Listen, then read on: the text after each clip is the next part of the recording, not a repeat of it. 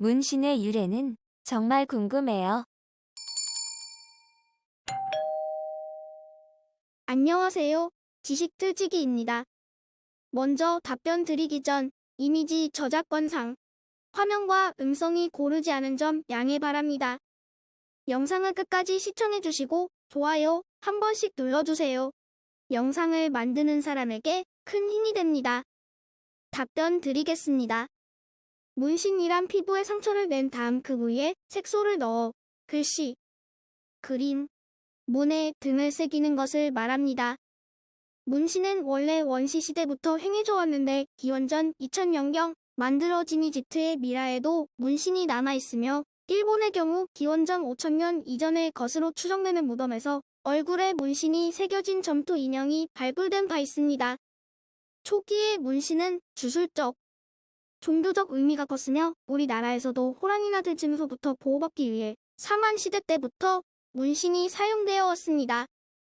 비슷한 사례로 남태평양 부근의 섬 주민들은 허벅지 등의 상어 문신을 새김으로써 위험에서 벗어날 수 있다고 믿었습니다.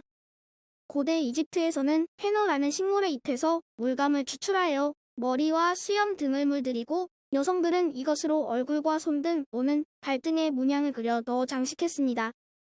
한편 인도에서는 맨디로 신랑 신부의 손에 복잡한 그림을 그려넣고 그 속에 상대방 이름의 첫 글자를 숨기기도 했습니다. 또한 문신은 일종의 형벌로 행하기도 했는데 고려시대에는 정과자의 팔뚝에 도둑도 자를 새기게 했고 일부 노비의 팔뚝과 얼굴에도 문신을 새김으로써 도망가는 것을 막기도 했습니다.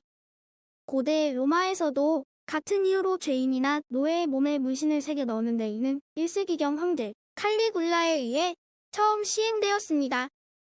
700년경에는 일본에서 도발란을 꾀한 자에게는 문신형을 선고하여 한 번 잘못을 저지른 사람은 가족을 포함한 모두로부터 배척을 당해야 했습니다. 그러나 17세기에 와서 장식용 문신이 널리 유행하면서 죄인들까지 형벌로 새긴 문신 위에 장식 무늬를 덮어 새기자 문신형은 더 이상 구속력을 발휘하지 못하게 됐습니다. 그런가 하면 계급이나 지위를 나타내기 위해 문신이 사용되기도 하는데 마셜 제도에서는 턱과 얼굴을 장식하는 것은 추장만의 특권이며 왕족은 팔의 일반인들은 등과 가슴에만 문신을 그릴 수 있었다고 합니다. 또 지금은 사라졌지만 한때 복잡한 남성 문신으로 유명했던 뉴질랜드의 마오리족은 지위가 높을수록 얼굴에 정교하고 빈틈없는 문신을 한 것으로 유명했습니다. 반면 문명 사회에선 보다 더 장식적이고 이색적인 문신들을 많이 볼 수 있었는데 남을 저주하기 위한 것으로 뿔이 달린 손이나 말굽 등이 있었고 복수를 뜻하는 문신은 해골이나 뱀에 물린 심장 등이 사용되었습니다. 한편 서양에서는 군인들 사이에 인기가 많았는데 그들에게 있어서 문신은 자존심이 자상진이다 부적이었던 것입니다. 우리나라에서도 월남전에서 이름을 떨친 맹우 부대와 청룡 부대, 십자성 부대 등은 그 이름만큼이나 문신이 유명했습니다. 그리고 문신하면 일본을 빼놓을 수 없는데 19세기 일본을 찾은 서양인들조차 일본 정통 문신의 정교함과 독창성에 놀라움을 표시하였습니다.